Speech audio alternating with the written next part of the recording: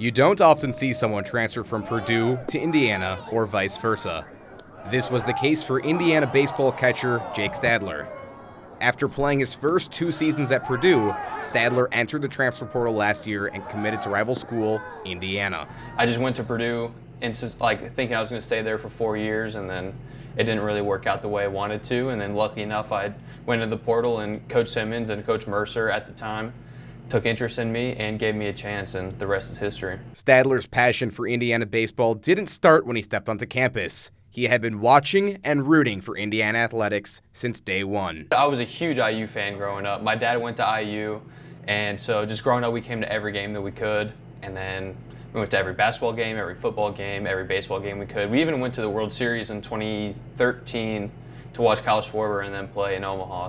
Not only did Stadler transfer to the school that he grew up rooting for, but he also had the opportunity to transform his career at the plate.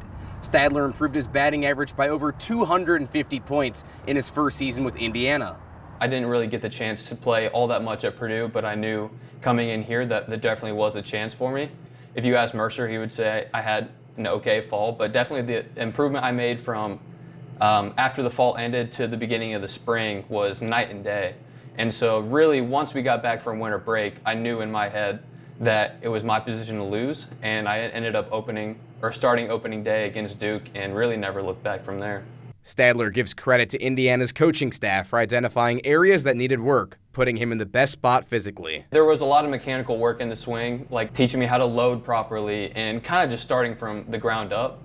As for most people in life, Stadler needed help mentally in order to find success. It was like a self-belief and believing that I could do it instead of hoping that I could do it, and really just let me play freely. We do all the coaching off the field, and then once we step on the field and the umpire says play ball, he doesn't really say a whole lot. He kind of just sits in the dugout and just lets you go play free. But this past year, Mercer helped me with the mentality of I can do this, I'm confident I'm going to, and attack my plan. From Bloomington, Indiana, I'm Dylan Traeger with Indiana University Sports Media.